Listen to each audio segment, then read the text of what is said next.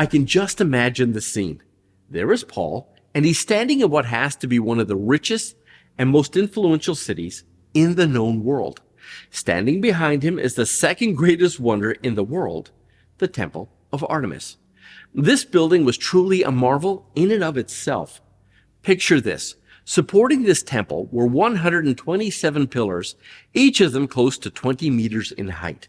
These pillars were made of marble, which was used in everything from sculptures to floors to pillars. By any standard, these pillars were, for a lack of a better word, flawless. The best of the very best, and 36 of those pillars were covered in gold.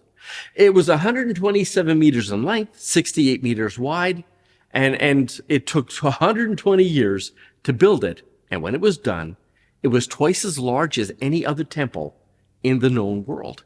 Added to that, this temple was built on the top of the highest hill overlooking the rest of the city.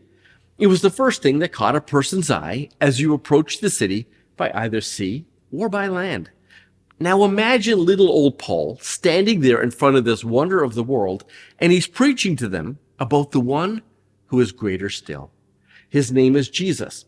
Paul preached a gospel that was so clear, so profound, and so compelling that it changed people's lives. So much so that the citizens of Ephesus abandoned their worship of Artemis in favor of worshiping Jesus. Now, when this happened, profits plummeted. After all, the economy of Ephesus, by and large, was connected to the worship of Artemis. No worshipers, no business, and that meant no money. And the silversmiths and idol makers were furious. Led by Demetrius, the silversmith, the businessmen of the city grabbed Paul and they dragged him to the city's amphitheater, which could seat some 25,000 people. Imagine the scene, close to 25,000 people, and for the next 2 hours they're shouting, "Great is Artemis of Ephesus."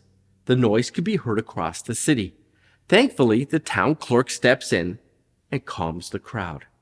After this, Paul meets with the elders of the church, and they decided it would be best if Paul left for a while, to allow things to cool down. But before he leaves, he gives them this piece of advice. Watch out. Watch out for false teachers who will try to tear the church apart. Some of them would attack from the outside, and some of them from the inside. And their job was to watch over the flock and not allow anything to divide it. Great advice, but would they listen? Well, more about that later on. Again, thank you for stopping by. Have a look at your lesson. I'll see you tomorrow.